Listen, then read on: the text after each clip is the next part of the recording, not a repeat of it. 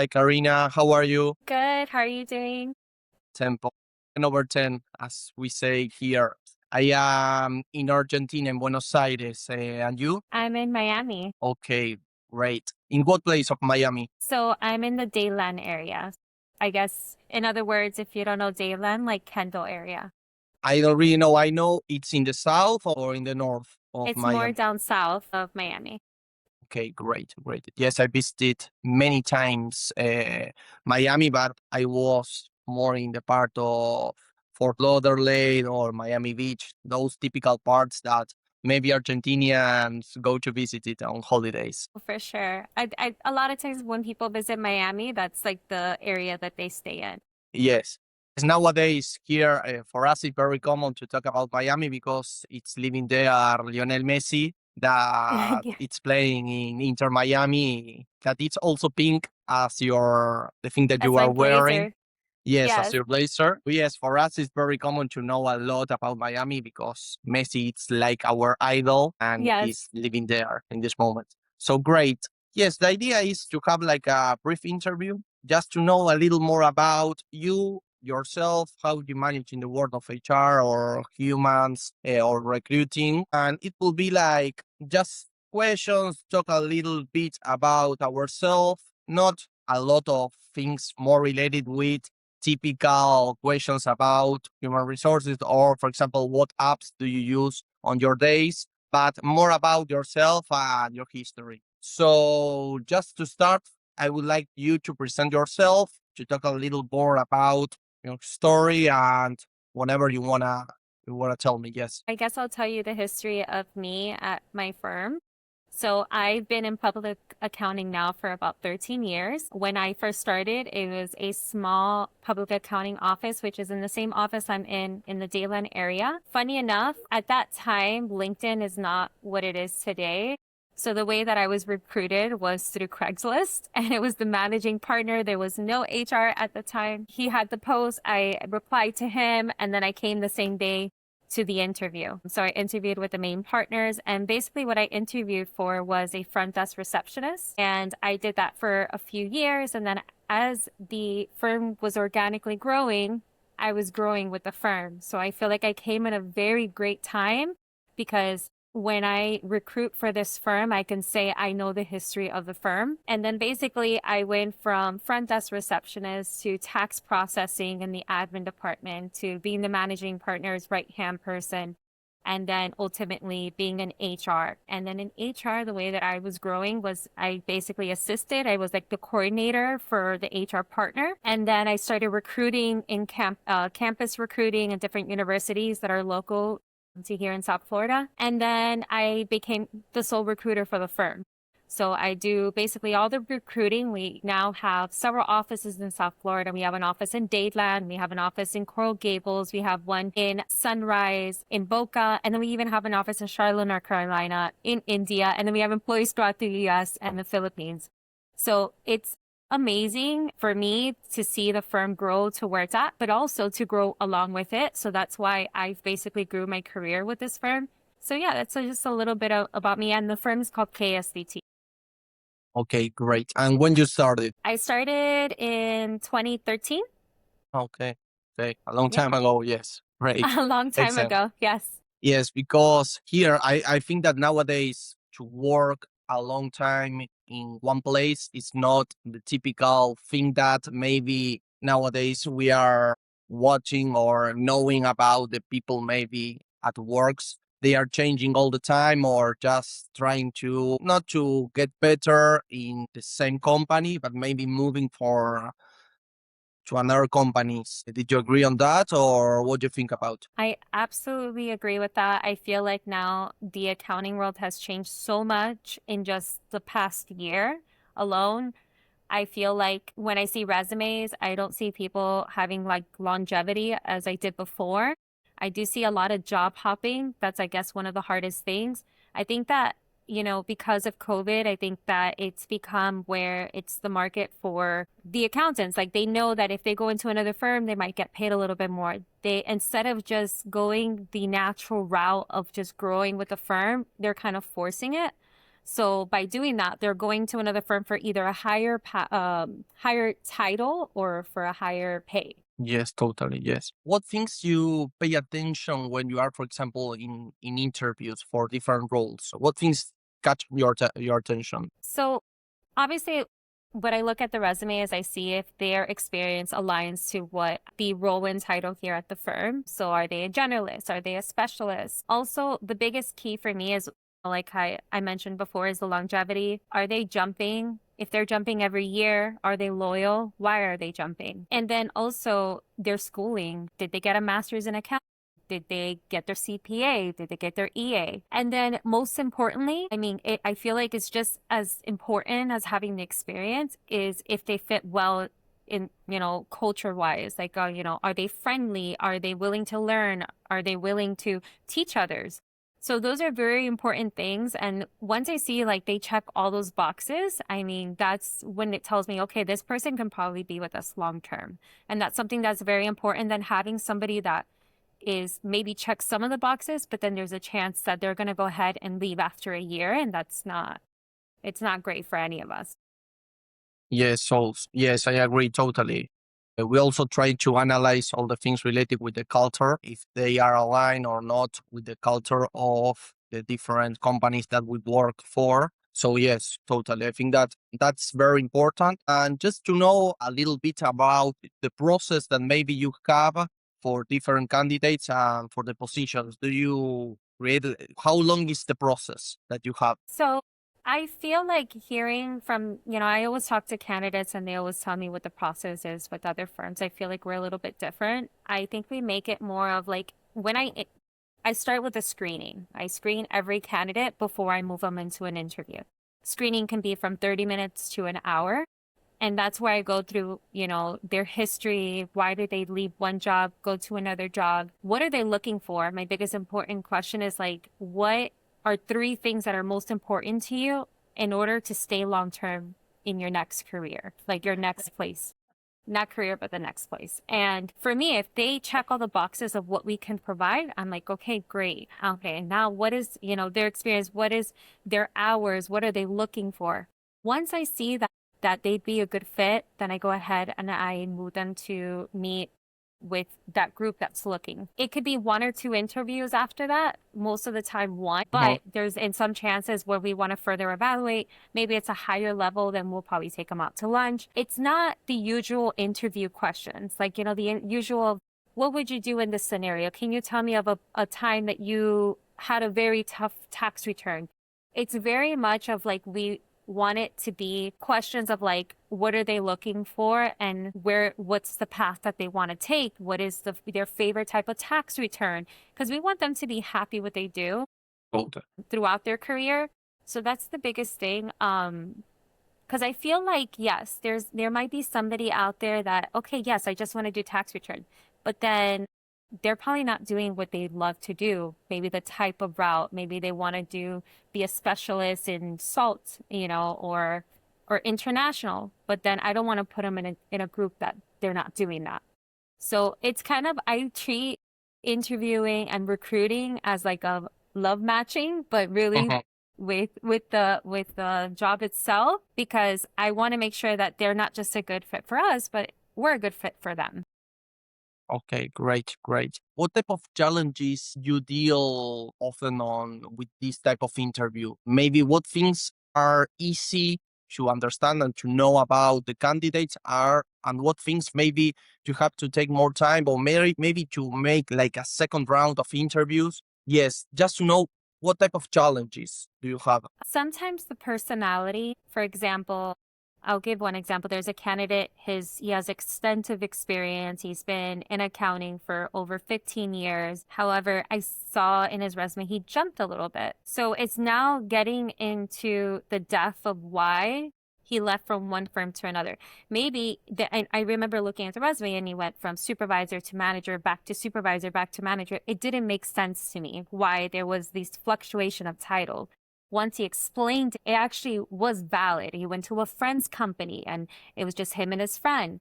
So really getting into the depth, because sometimes with recruiters, and at least from what I've heard, is that they'll look at a resume and it's like, oh, that's it. No, But I want to understand this person has 15 years of experience. Maybe he just hasn't found the right fit. And then also, I noticed like his personality was a little dry, but however, he did know how to manage people. He did know how to teach people. So I took the time to get to know him. I noticed that that dryness started going away. He started relaxing and then he would laugh and stuff like that.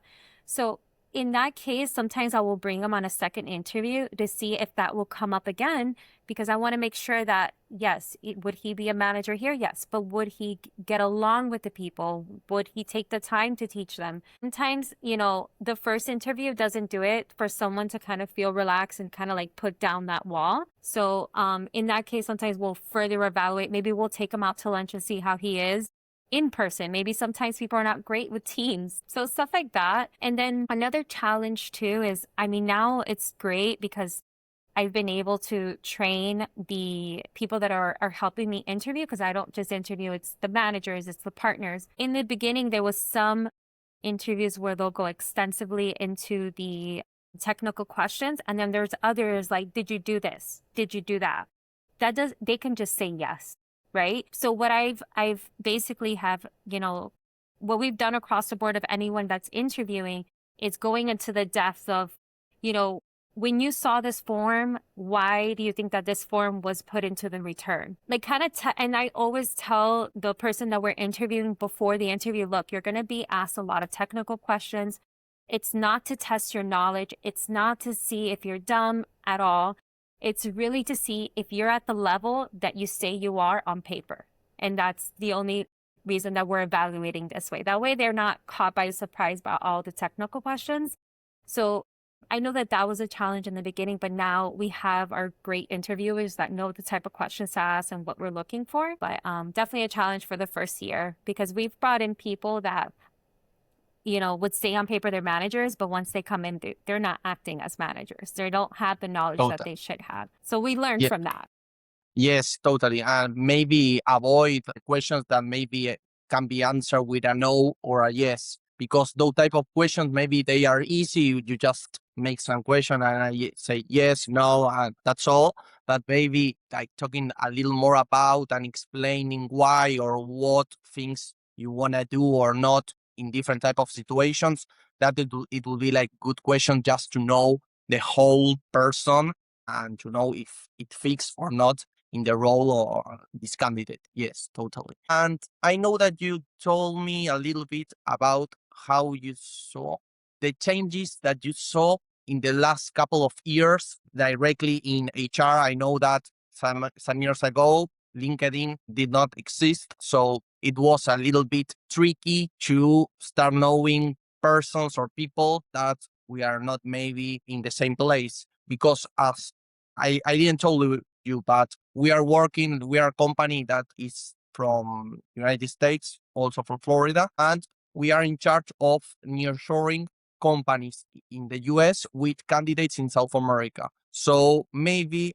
after COVID, after 2020, in Argentina, it's in Argentina and South America. I am from Argentina, so maybe that's what I am talking about. Start working in their homes, like in home office. So they started working like in their houses and not going directly to like a work site or different places that maybe they can work. So that's something that changed the whole situation here in Buenos Aires, in Argentina. So maybe a lot of CPAs that are here from Argentina started working for little companies based in the US and not, for example, the big fours. That maybe that it was something really common here in Argentina before COVID, but after COVID they changed and they started working for little companies or little account firms in the US. That it was something that we saw that change over the time, and nowadays it's like common just to see those type of things. But what things you think?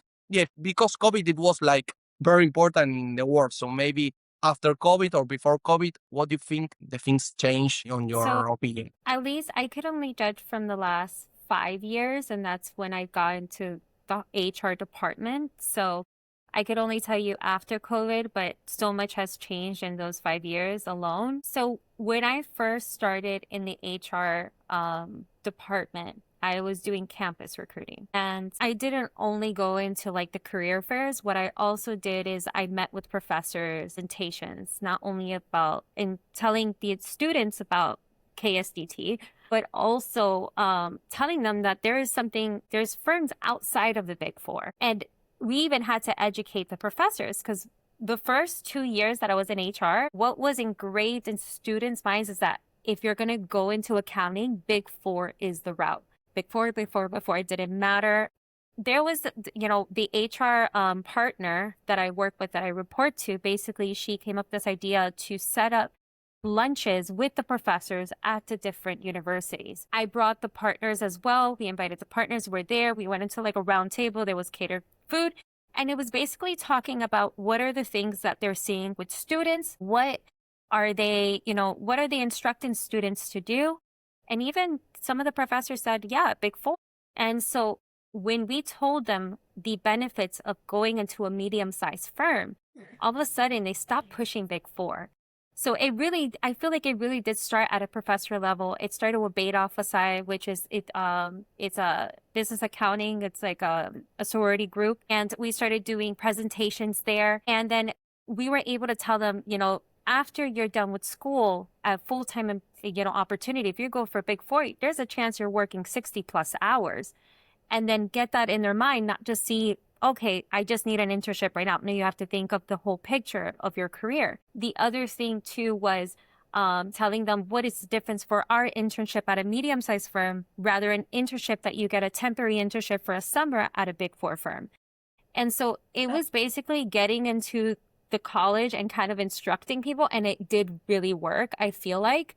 And I feel like also because of COVID, I feel like people started appreciating their time outside of work. They started realizing there is more to life than just you graduate, your career, and then you're going to be working crazy amount of hours, right? And then for women, I feel like back in the day, it was okay, you graduate, you get your career, you have a baby, there's a chance you go part-time or you leave, and then you just stay home with the kids. I feel like nowadays, and maybe through COVID, I feel like women are realizing that there is, you could do both. You can have your career, you could have your family. And I feel like even men too, like I feel like I've seen myself that there's different dads that they leave work at 5 o'clock. They take care of their kids, they have dinner with them, they pick them up, and then they work at night. Now there's that flexibility that wasn't there before. So Yes, I feel totally. like those things have changed so much that now instead of people looking for Big Four, what they're looking for, what are the hours? Is there true work-life balance? Can I do both my career and And your also have family. my family? Yeah. So I feel Totally. like Yes. there is a lot of benefits through COVID. And I think that's one of the biggest things was that people now understand they can have both.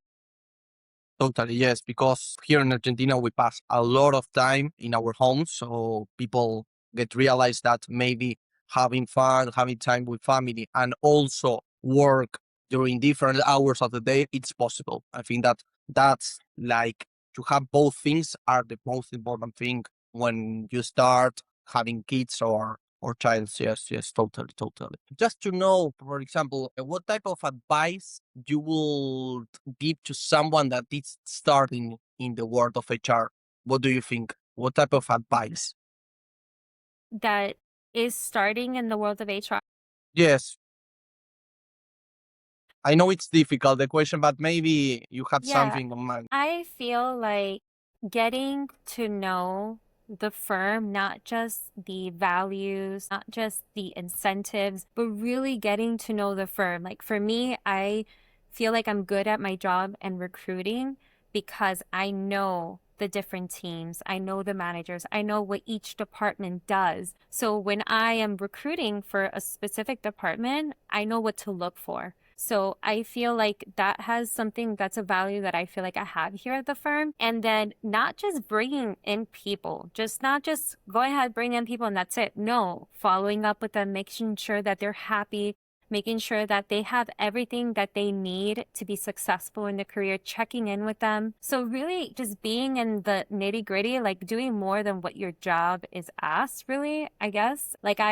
One of the things I think that why I connect well with people when I interview them is because I really do believe with who I work for. I really do believe the firm. I do believe the partners and stuff like that. Whereas I feel like typical like recruiters that are just, the difference between an internal and external recruiter, an external Mhm. recruiter, they are just trying to basically fill the roles. They might say, yeah, the culture is great, but they don't know anything about the culture. So I feel like I have a lot of things that back with it and I believe in it. So it's like you have to be a successful HR person if you really do believe what you're supporting or who you're working for. If you don't, then I feel like people can definitely read that with no problem. Yes, yes. Very important to know the culture and the team. Yes, totally. I agree with that. And just to finish, to close a little bit, I would like to know what things you do to relax after your work. As we were talking about, for example, family and the balance between work and family, or work and maybe things that you enjoy to do. Just to know a little bit more what things you like to do to get relaxed after working, or maybe before. It's funny enough, I'm also a cycling instructor, indoor cycling. And so I teach a couple times a week after work and on the weekend, and I love it. That's why I always say we do have true work-life balance, because in order to do the both of them, it's great, but it really does relax me.